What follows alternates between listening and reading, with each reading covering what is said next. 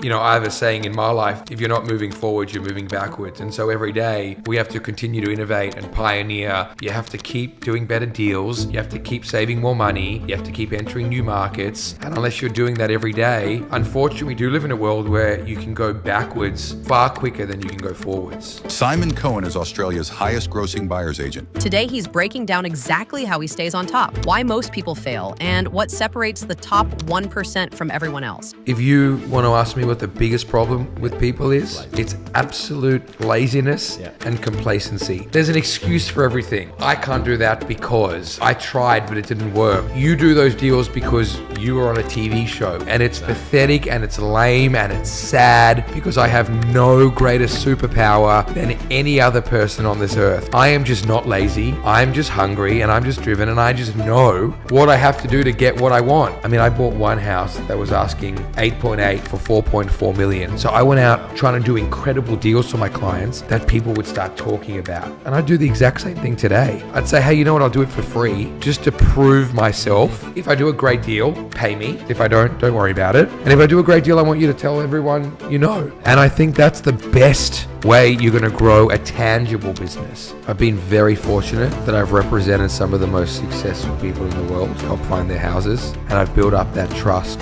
and that relationship. And the lesson I've learned from them is Simon Cohen. Mate, welcome back to the Both Sides podcast. I'm actually really excited for today because, mate, you're a really impressive guy. Not only are you the CEO of the Cohen Group, where you've got the buyer's agency for commercial, residential, and investment, you've also got the property management side. But, mate, what's really impressive is the amount of GCI you write yourself as a buyer's agent. Like, I was on the phone to Jordan, Navy Box, and he was saying you do in excess of over 10 mil in GCI just as a buyer's agent. Plus, you've got the businesses and all the other stuff you've got going on. And, mate, you were just on the phone stitching up a... I'm going to say it like... big deal.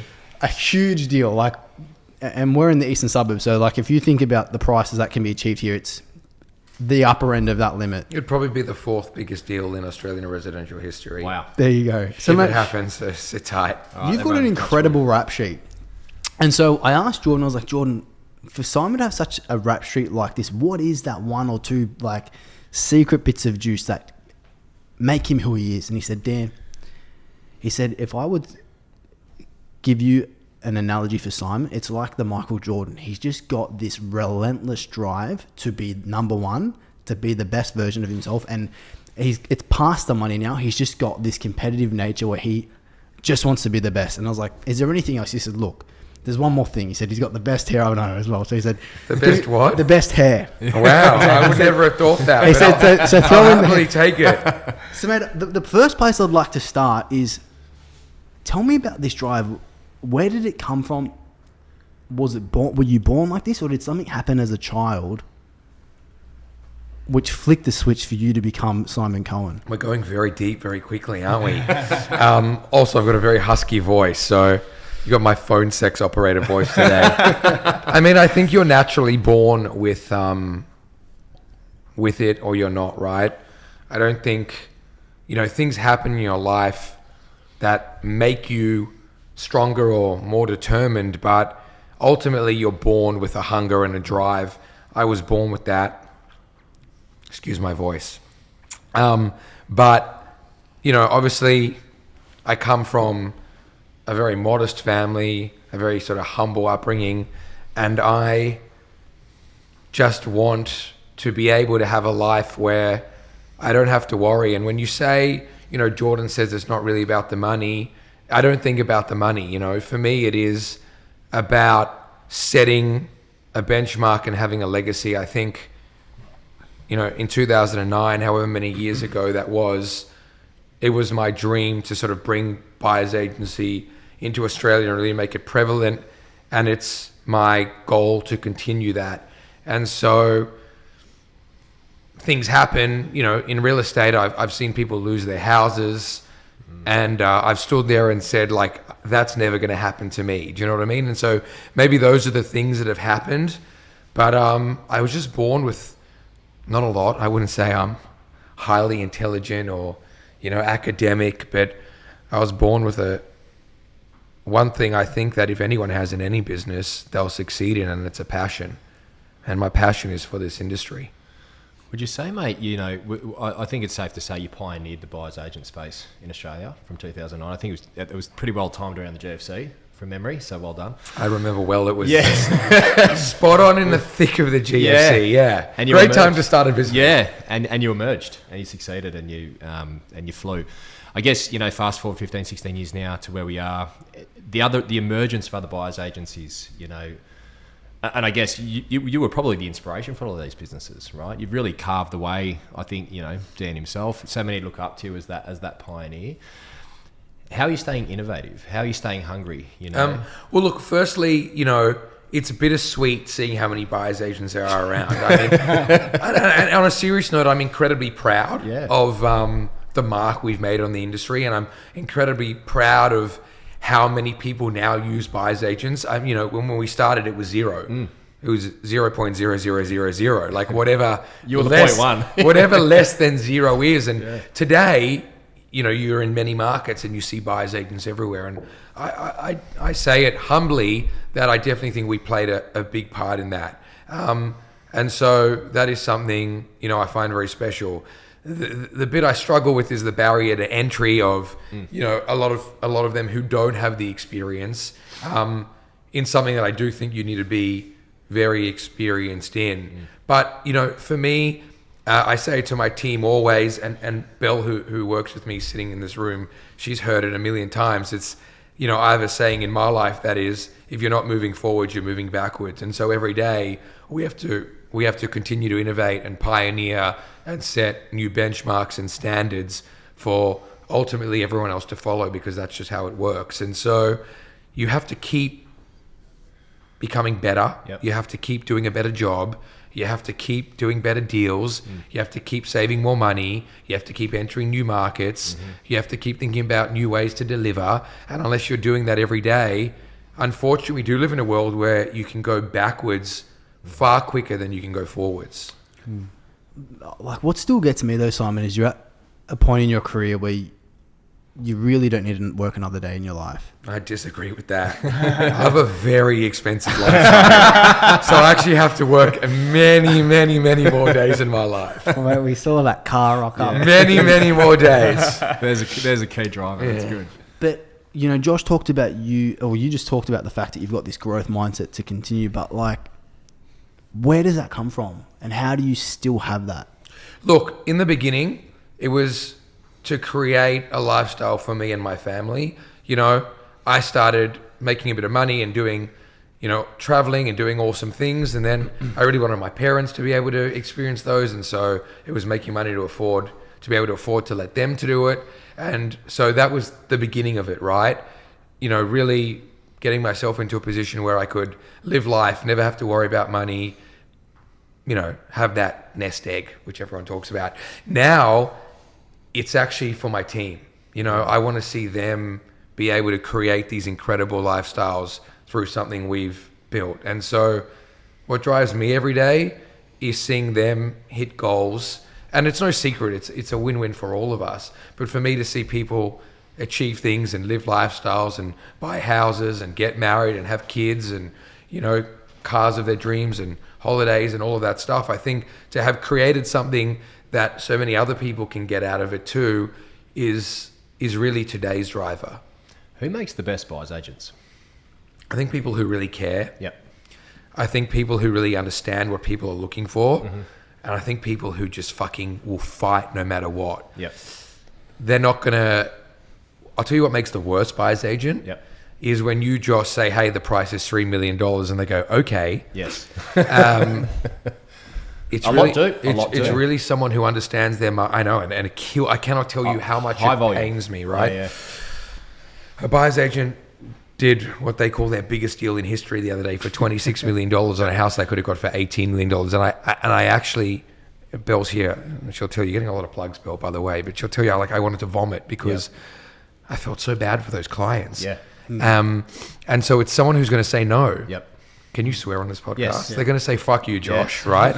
I'm going to offer you 2.7 and these are the reasons why. Yep. And you're going to go and tell your vendor, these are the reasons why Totally. I'm offering it. Now, you can say, fuck off back to me. That's your right, right? But I think anyone who offers the asking price or who doesn't fight or who doesn't really do what they're hired to do, that's a shit buyer's agent. That to be honest with you, that's every buyer's agent I've dealt with over my career. As soon as I see a buyer's agent walk through the door, I kind of rub my hands together and I'm like, yeah, cash.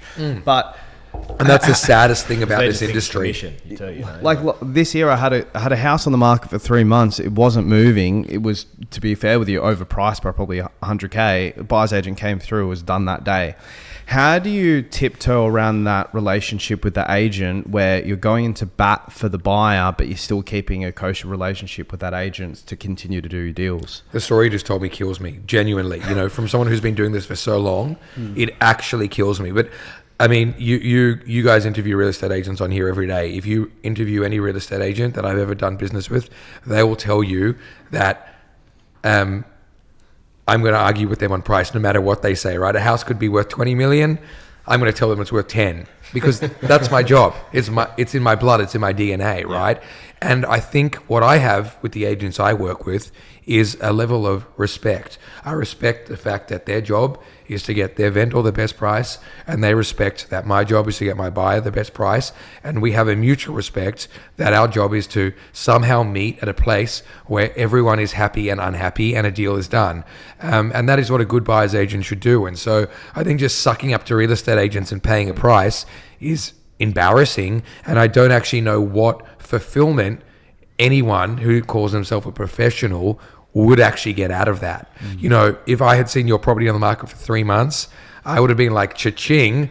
It was how much? It was only a 1.8 mil house. Yeah, I would have been like, I'm getting this fucker for 1.2 million. Do you know what I mean? Yeah, 100%. Because like as a buyer's agent, we will only target on market stock if it's that scenario where it's been on the market for 3 months. It was overpriced originally, and now there's a chance to buy it. What's the ratio between on market to off market deals you do, and how do you convince an agent to not expose that to the rest of the market? 79% of what Cohen handler buys is off or pre-market stock. It's a massive amount. I would say around 50% of the stock in the eastern suburbs and upper and lower North Shore are the same. I'm not going to talk about the other cities because I don't know the statistics that well. But it's not about convincing. The stock's there. It's off market. It's off market for many reasons. People get divorced, they buy and they want to sell quick. They don't want to spend the marketing money. They got kids. They don't want to have open homes 10 times a week, whatever it might be, right? So it's not convincing. It's ascertaining whether or not it's right for our clients to buy it off market because the price is right, or wait till it goes on market. It's not about convincing. The convincing bit comes when you put a case together that you can marry up. Settlement, you're giving them a fair price. It's an easy, clean deal. I think there's so much value to it, and I think the foresight you had back in 2009 was outsourcing that commercial stress for your clients. I think in a transaction for a buyer's going to come up against an agent who might be selling 50, 100 deals and negotiating, with the market 365 days a year. The buyer who might buy 1 or 2 properties in their lifetime is going up against a paid professional negotiator. Whereas I personally see so much value in a buyer's agent commercially to be able to step in front of that buyer, argue that point, and take that stress factor away, get that property for cheaper. Like there are so many intangible pieces of value, I think, in where a buyer's agent fits into the marketplace. And like you guys are down in Canberra now, I'm actually a client of yours, you don't know that, but I've signed on for Cohen. Welcome aboard. Yes, they are cha-ching, and the service has been we incredible. never say cha-ching. No, but the service just so we're clear. The service has been incredible, and I think for someone that's in that space, my job is to negotiate the highest price possible for my sellers. But for me as an agent, it's actually harder for me to buy property where I am because the agents don't want to deal with me. They don't give me any opportunity, and it's really frustrating. And just to use Cohen Handler for example, like I'm getting bought opportunities for way under market that I never would have seen from other agents that won't even talk to me. So not only from a dollar perspective am I saving money, but from a stress factor, I'm not having to send my wife on covert missions to go and have a look at properties and things like that. And I think what a great soundbite. I'm glad we got that all on record. So you can plug that one in. But I think too, it's been really fascinating to watch the expansion and also the barrier of entry for both sides of both codes, right? Mm-hmm. You've got real estate sales and the buyer's side both have extremely low barriers of entry, which is going to leave you with cream to the top always, but you're always going to have this midsection of people just trying to punch the check. And I think that's probably a lesson out of there for everybody listening, is that do the right thing by people, actually fight for your client. If you're a selling agent, you fight for that price, and for a buyer's agent, your job is actually to get it for as cheap as possible. Can I be honest? That's the bit I love the most in my job. It's where I come alive. Yeah. Is, that negotiation. You put your cape on. It's where the blood flows, you get pumped. It is, but that's it where is you're getting paid. That's the ultimate part of the job. Yeah. And, to your point, I look at the marketplace and you run a property to auction and you got 10 people there. What is any of those buyers' competitive advantage? No. They are going up against someone who's been doing it for however many years. It's what they do all day, every day. What do they have on their side? And something I really believe in is that they should have someone way better than them, not these, newcomers, way better than them on their side, getting them ultimately the best outcome. And like you mentioned, the statistics for, say, I've been looking around up in Queensland. I've got Tom looking around from out there from your crew, and he's amazing. Plug to Tom. But it's just the access to things you're not even seeing. Yeah. Like as a buyer, like you might miss that perfect lifestyle opportunity as a buyer for the property that's closest to the best school for you that was getting snapped up off market. But if you don't have that representation, like you don't even know what you're missing. Yeah, the best is when I sit in front of a client and I say, how long have you been looking? They say 6 months. What are you looking for? Blah, blah, blah, blah. And I'm like, oh, did you see this? No, it's sold off market. Yeah. Did you see this? No, it's sold off market. Did you see this? No, it's sold off market. And I'm like, oh.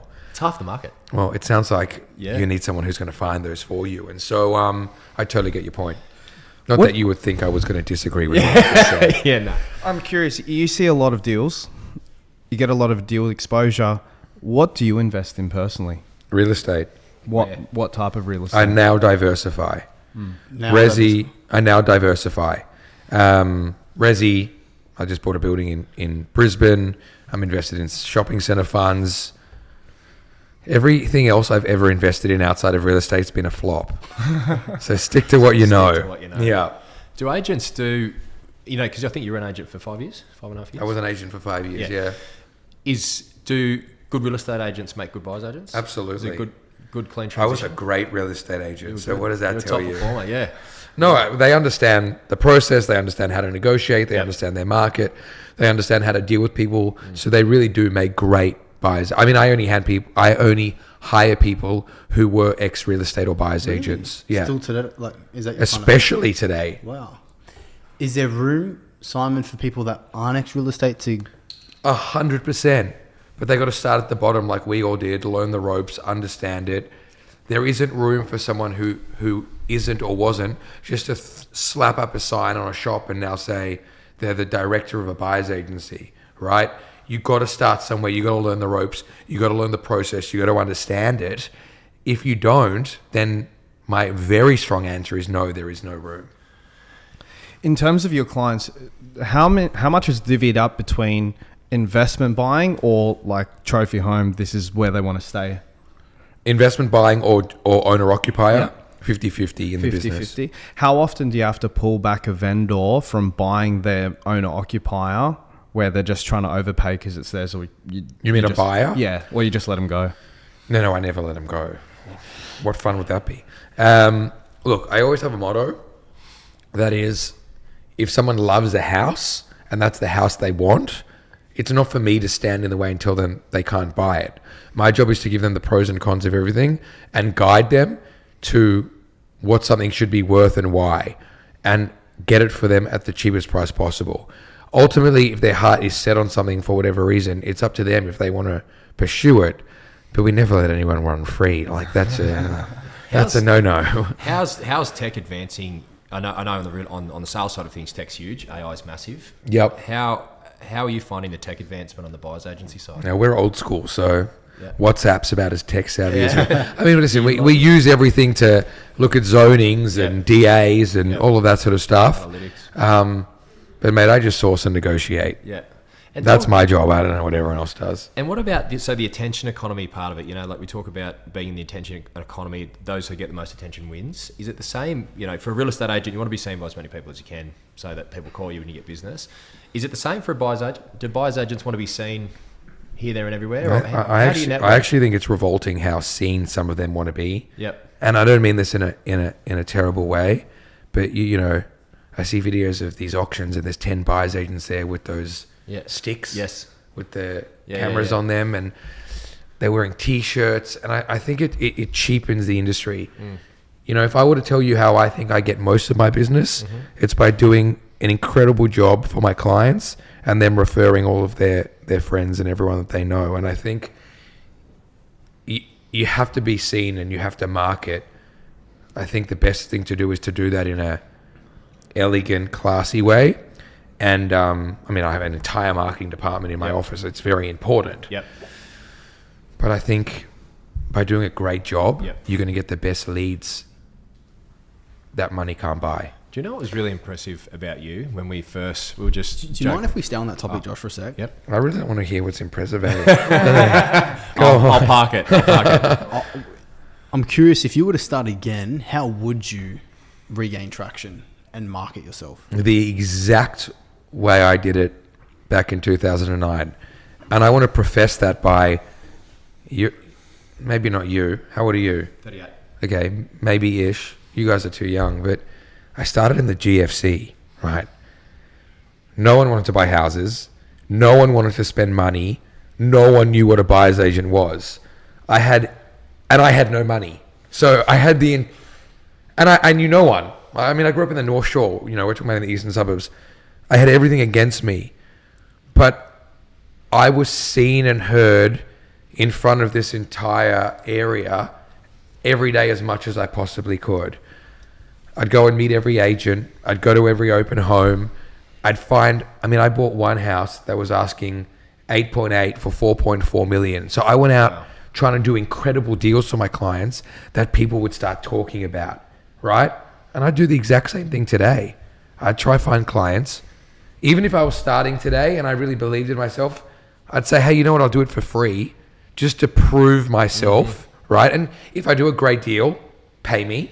If I don't worry about it. And if I do a great deal, I want you to tell everyone you know. And I think that's the best way you're going to grow a tangible business. How do you find those clients?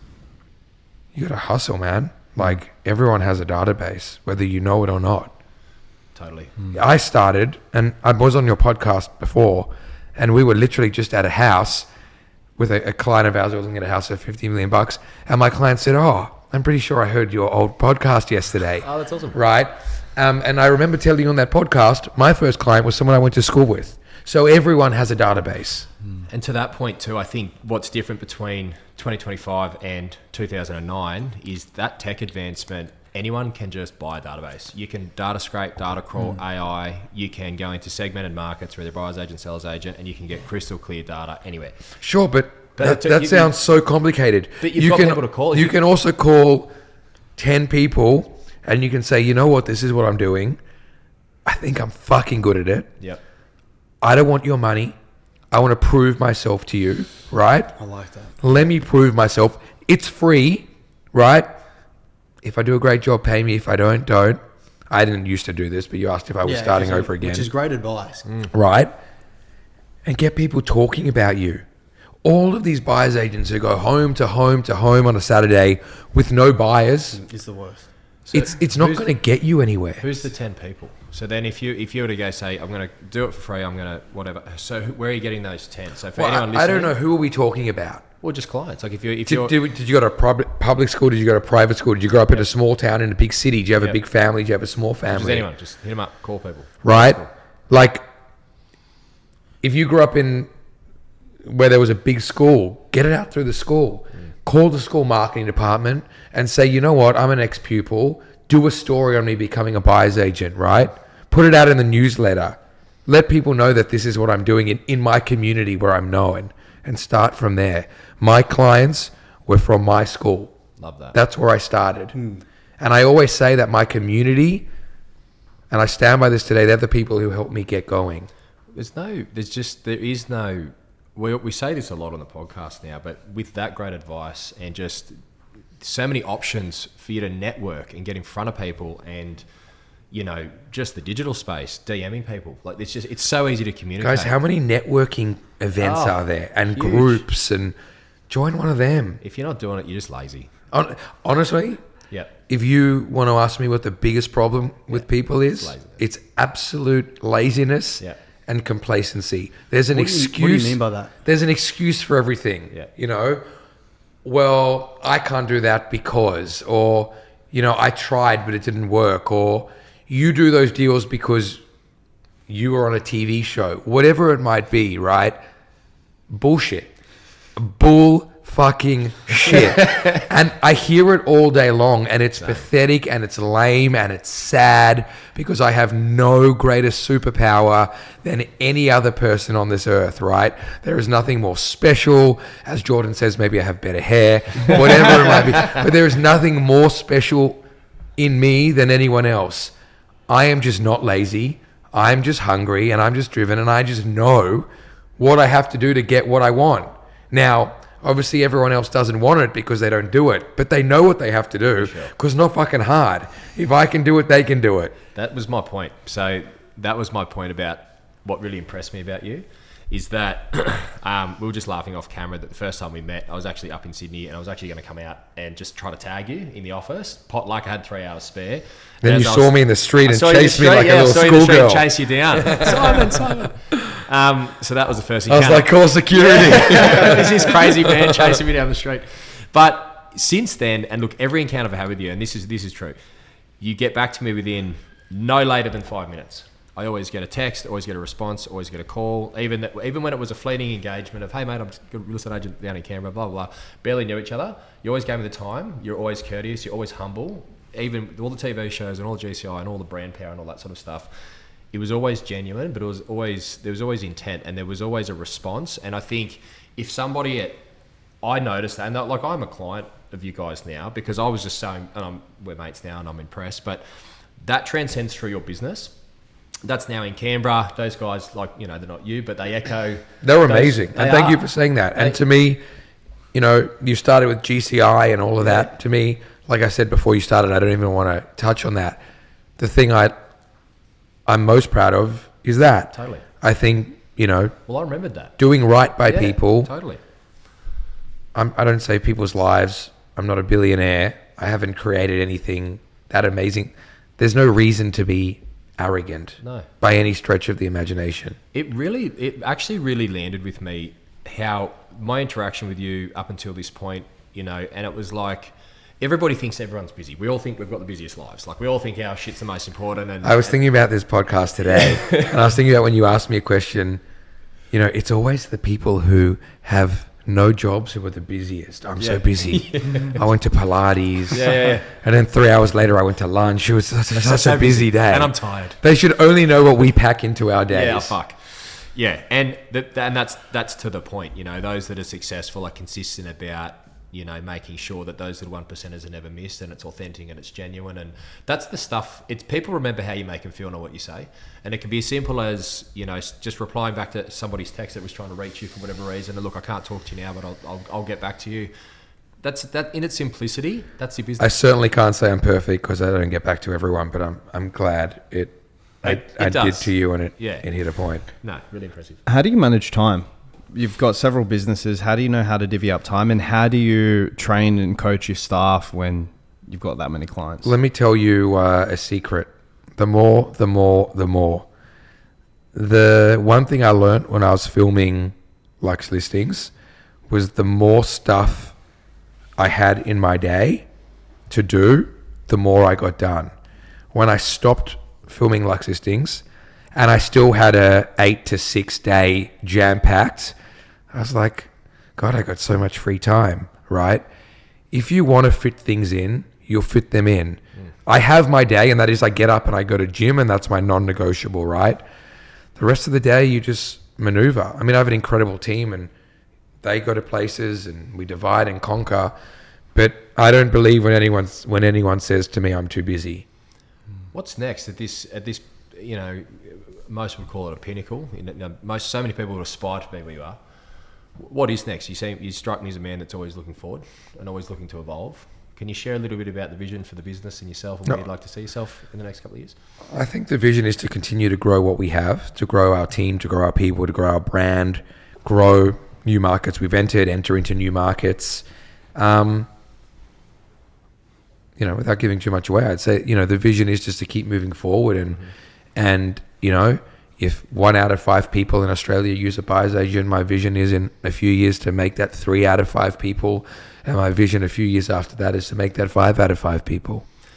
There's always a new business venture. Where do these come from? Like different businesses, property management, etc. I mean, property management was an obvious one when we started, But styling. If 50% of our business was investment properties, our clients got great experience from us. They wanted to stay with us. And so that was a no-brainer. And, I think the investment business, which Josh runs, Cohen Handler Secure, came from, such a demand of everyday Australians wanting great investment properties. And so that was a natural spin-off. And our rental business, again, was a lot of people coming to us saying we can't find rentals. And so they're all just natural spin-offs of doing what we do every day.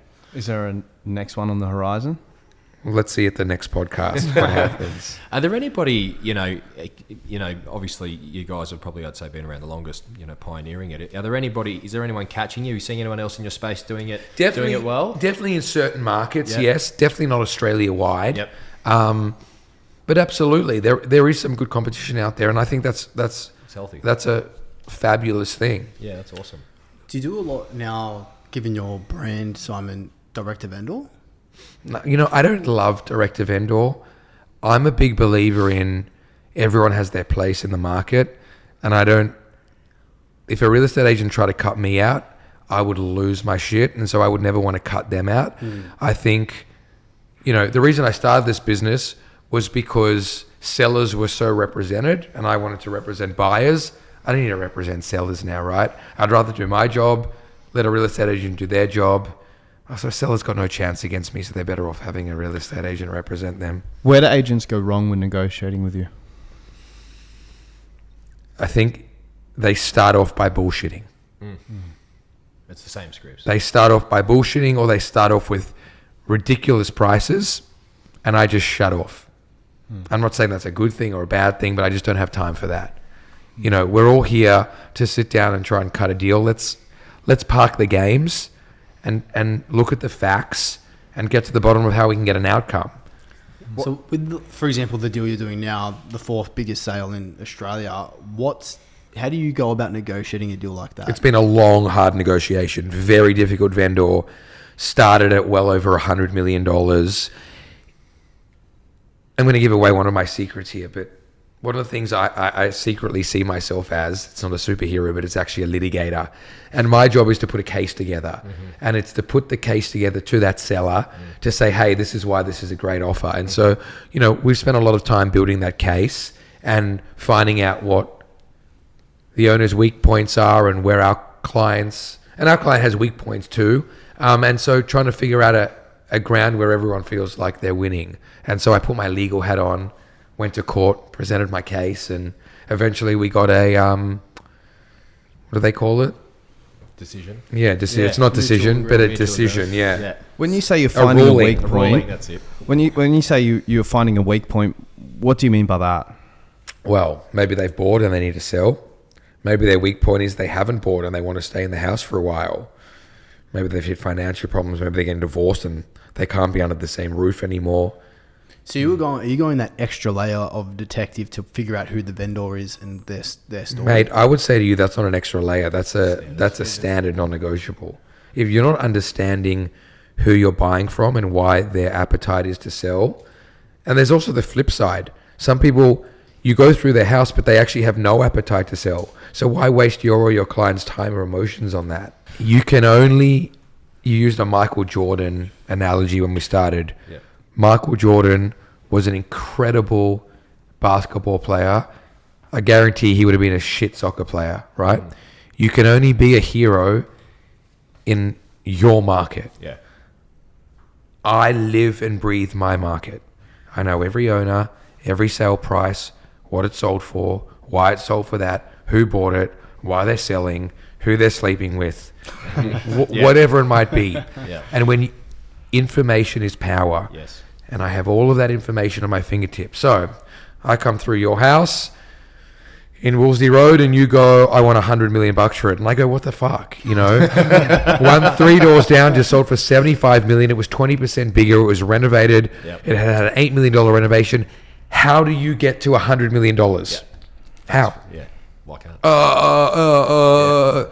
Yeah. Information is power. True. That's not a good negotiation tactic. Yeah. I just know what I'm talking about. Yeah. I'm, not saying I'm the world's greatest negotiator. I just know what I'm talking about. You can't argue with that. And you can't win a case without facts. Correct. I think that's such good advice for for the sales side. When trying to calculate and determine value, is do your homework. Yep. I think the success of a negotiation, or a result, or a campaign, or like building a house, it's always in the success of the prep, right? It's like a case. If I came through your open home on Saturday, the first question I'd ask you, if my clients liked it, is, what are you guiding? Yep. And you'd say, 5 mil. And I go, how did you get to 5 mil? Yep. And I want to know straight away how you determined the value. I do that. I do exactly what you do there. But most agents don't. Yeah. Because so important. I think, and as an agent, if you're as a selling agent, what we teach at Hive is if you get backed, if the emotion and the competition don't justify the price in the market, and you're getting backed into a corner, you have to be able to defend that price. So you can't just come up with a price. You can't just decide your house is worth 5 mil. If you can't somehow quantify that to the buyer, how are you going to sell that? So 100%. You need to start there first. Before you sign an agreement, you need to be able to say, Mr. and Mrs. Seller, this is how I've come to the price. I've analysed it 6 different ways. If I get backed into a corner by that buyer, I can defend us in this price range. 100%. So if you ask me that question, I would then give you that information. Great. Most agents will just go in and say, what do you want, Simon? 5 mil? Yeah, 5 mil, no problem. And then they go to the market, they underquote the market, and then it's at 3 mil. And then the power's with you. That's 80% of the scenarios, I think. And I think that's probably where that low barrier of entry becomes a problem with the sales side and the buyer side, is people don't put that legwork in to get all that information. To my mind, that's not a true professional. If you're not going that extra length to be able to arm yourself with all that information, when you come to like a commercial negotiation, you're not putting yourself in a strong spot. Agree. Totally agree. Facts is power. 100%. But besides a buyer's agent just paying whatever the asking price is, what's the biggest mistake buyer's agents make? Getting into the industry without experience. In real estate? Like just in general? Yeah, a lot of buyer's agents were never in real estate. Yep. Now, how are you supposed to not only represent someone, but not only negotiate for them, maneuver through the intricacies of our industry? You've got to be strong. You've got to be driven. You've got to have knowledge. Ethical. And so they make the mistake of paying whatever they want to pay because they think doing a deal with the agent's going to make the agent like them. But what they don't realize is the agent's going back to the office and they're going, hey, look what this dipshit just paid. You know what I mean? Every time. Mm-hmm. So I just think people will respect you if they see you doing your job, not doing their job. What would people that think there'd be a lot of listeners that are listening to this that want to code switch? Mm-hmm. What are some of the main benefits? You've done it. Mm-hmm. Why would someone want to do it? How long does Make this more GCI than How long you. does this podcast go for? Listen, you would go into an open home and pitch against 6 other people. You don't have that as a buyer's agent. You would have a lot of houses, not you, agents, and you don't always get a great outcome. You know, as a buyer's agent, you typically always get a great outcome. You're not having to sell to people. You're not having to, a lot of agents call it educate vendors, right? You're not there as a salesman, really. You're there as an advisor. And so for me, it's a much better side to be on because we're there advising, negotiating. We're not trying to sell one asset or one product. We can buy anything in the whole marketplace. And so, you know, I think if you're finding it hard as a selling agent where you're not getting as many listings as you want, you'll list way more buyers than you will houses. It's great advice. What do you know to be true about success now at your stage of life that you didn't know when you were in your 20s? That success doesn't come without hard work. What most people see is drive around in a nice car, you're in Europe for a few weeks, you got a good house. They don't see the 240 sleepless nights out of 360 a year. They don't see the fear that every day anything could happen, that it could all fall apart. Yeah. They don't walk into the office every morning and see the faces of people who actually rely on you to keep going, so they still have their jobs. They don't see the people every day trying to bring you down. Yeah. And so unless you're so tough that you can't be broken, I don't think you'll be that successful. You talk about the sleepless nights. What have you had to change or develop to be able to handle that? I accept way more now than I would have in my 20s. And I've become like Teflon. What do you mean by that? I just let it slide off. You have to. And as a matter of fact, every time fucker comes after me with a legal letter, a competitor or whatever, it just makes me so much stronger and more driven. Yeah. Belle and I were laughing the other day. She loves it when someone comes after me because I go on these rampages of just killing it. You know what I mean? So the more people try and bring me down, the more determined I get. And it's a signal. I actually get bored when nothing's happening. I wasn't So if anyone's listening and you got a lawyer friend or something, just send me something tomorrow, just so next week can be a great week. Give Simon a lawsuit. Yeah. What's the biggest lawsuit you faced? No, they're all like, unfortunately, if something didn't work out with an employee, they got jealous of someone else, or it's that sort of stuff. It's nothing ever with clients or anything like that. And it's just the paper cut stuff. And I think too, we were talking. It's paper cut stuff. And that's just annoying. It's like an annoying fly. Just go away. Daily Mail tomorrow. Simon Cohen dodges lawsuits. Yeah. And I think, and that's the hard thing. I guess the more successful you get, the more people do want to cut you down. People really do want to cut you down. Hardcore. And I learned this from how much my ex-business partner tried to cut me down. So I learned it from the beginning. Inside out, yeah. People don't want to see other people succeed. It's so sad. No. I love it. For sure. It motivates me. The reason I am where I am today is because I'm so fortunate to have clients who are way more successful than me. And one, they've wanted me to succeed. And two, I've seen them succeed, and that's been amazing. And you're here. This is the point of this podcast. You're here giving that to other people so they can take this and succeed. I think what a dark place to live in. For sure. When you're a person who doesn't enjoy seeing other people do well. Like, 100%. What a sad world that is. Yeah. Like, wouldn't you rather be in a happy place where you're so happy with yourself that you're happy for everyone else? 100%. And that's so good hearing that from a leader of a business. I think good leaders of business, share that mindset. And if that's the mindset you're carrying through your organization, that's going to permeate through. And then, whoever, your young buyer's agent is just starting out, it's their first week. That culture fit is so important to the success of people. And I think if you're listening and you're not in that right culture and you're not in an environment where you're getting a lot of what Simon's just said, you need to move. I don't know if a lot of my staff do know this, but the greatest joy I get is seeing them succeed. For sure. Like, genuinely, I could... Not the Europe trip? I could... No. That's not joy. That's just a non-negotiable. Genuinely, I could work on my own. I could just be me and one other or whatever. But they come in every day and have that team around you and see the hurdles and the life goals and the achievements that people hit, even if it's the teeniest part that you played, for me is the most amazing thing. 100%. No, I totally agree. As someone in your shoes, having seen so many others try to navigate success, you've built so much success for yourself. What builds success in people? What are the skills, the attributes, the routines, the psychology that... I can't sit here and tell you I'm the most amazingly, I actually live in a world of organized chaos. But I think the thing for me is I have a goal, and that goal never changes, and that is to always be the best. And that's not just about me, that's about my brand, my business, the people, right?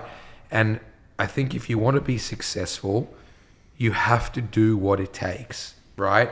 And if you're just not prepared to do that, be prepared not to be successful. It's that simple. How do you deal with the stress then on the bad days? How do you deal with that? No, I've learned to deal with it. Honestly, I used to either go for a run or go for a walk or go home. But honestly, it is literally like Teflon today. I love that. I'll say, fuck, and I'll move straight on. I'll literally move straight on to the next thing because I'm not achieving anything by harping on something shit that happened. Rather go do something good and forget about the shit thing. Such a good I guess it comes back to having more balls in the air, right? The more... Mate, the more. It's every question you're going to ask me, that response will fit. And I think it's... Except for more law debt? case. no more. What about law more case. debt? It actually depends on the person you are. There are some people you've had on this podcast who are exceptionally successful and they thrive off having debt. That's what drives them. That's not me. So debt might work for you. I don't think there's a right or wrong in that. I think, I think that, more mentality, it's critical. And I think where you see a lot of agents with a lot of potential buyers or sellers agents fall off the perch is that they get hung up on that one or two deals and they think if they get that deal over the line this month, it's going to be a great month, but they didn't have enough working in the tail, in the back end. And it can exacerbate and amplify what's really not a big deal because you just don't have much going on. Or they'll say, I've done everything you've told me to do, but it's not working. And I'll go, it's been 7 days, right? I've been doing this for 20 years, right? Let's put it into perspective. That's it. Okay? You're not going to lose weight by going to the gym, running on the treadmill once and saying, why haven't I lost weight, right? You got to do it every day. Yep. And being a successful agent is no different. Mm-hmm. Mm-hmm. And I think that's almost like callousing of the mind, and that's just reps, right? You're talking about 20 years of reps. Yep. You can't, and in an age, unfortunately, where it's a lot of instant gratification and everybody wants results now, like they see what you have and they go, I want that, and they think they're going to get it in 6 months. It's about just eating those no's like they're wheat bix and just keep going. It's that resilience mindset. Everyone will win and everyone will lose. I lose every day. Yep. But it's about how you move forward from those losses than anything else. Think about this. Think about you being a buyer's agent for 10 years or a real estate agent for 10 years. You haven't touched base with that client since you bought them a property or sold them a property. And you go to an open home and they've signed up with another buyer's agent or they've signed up with another seller's agent. Now, would you say, fuck them, they're disloyal? Maybe. I'd say, fuck you, because you didn't keep in touch with them. 100%. So how are they supposed to remember you? 100%. It's just, it goes back to that consistency, right? And being genuine, And I think, and then back to that last point about even just with our communication, it built a good relationship because it was just not that frequent. If you do a good job, the relationship's built. That's it. Because they'll trust you and they'll respect you. And there's no greater communication builder than trust and respect. 100%. And no amount of, weekly, market reports and letterbox drops and DLs are going to supersede just a simple phone call. I wouldn't even know how to send a newsletter. We do it. We have a team for that. And I write the words, but that's not it. Who's in the team? That's not it. Who's in your team? In my team, there's me, there's Bell, there's Thomas, there's Marcus, there's Dan. They're all associates in my team. Yep. And then there's Jacinta, my EA. Do you do a lot of, everyone, I'm sure everybody's got their key roles, but when you have to go through and do the research on a unit block that you're buying for a client, you've got to work out all the yields, the rents, the tenants, all the breakdowns. Do you do that? No. Do you do have you got your research? Someone in the team will do it, and then we'll sit and go through it together. Gotcha. I'm not going to sit here and lie. Yeah, no, it's good because some do. Some they'll don't. put all the information together, and then we'll compile it. Jordan told me to put this one in. He mentioned you've got great mentors. Yep. But he said, Dan, ask him why these are his certain mentors. Can you tell us a bit about how you've been able to get some top people around you that give you some guidance? I've been very fortunate that I've represented some of the most successful people in the world, helped find their houses, and I've built up that trust and that relationship. And because we've built up such strong bonds, they've taken a big interest in what I do. And I've always had a massive interest in what they do, because who greater to learn from than someone who's achieved so much? And so it's a lot of my clients who've become my mentors. And what is the biggest lessons that you're learning from these people? The lesson I've learned from them is none of them have anything, any superpower or kryptonite that no one else has. Well said. They're all people like you and me, but they're all people who never gave up when it got hard. They're all people who continue to innovate and create. And they're all people who are incredibly passionate about what they do. And it's that passion that gets them from here to here to here to here. What I've learnt from this conversation is what's been a big driver for your success is the passion around what you do. Absolutely. If I didn't have my passion today, I would be shit at what I do. Be in Italy chilling out with them.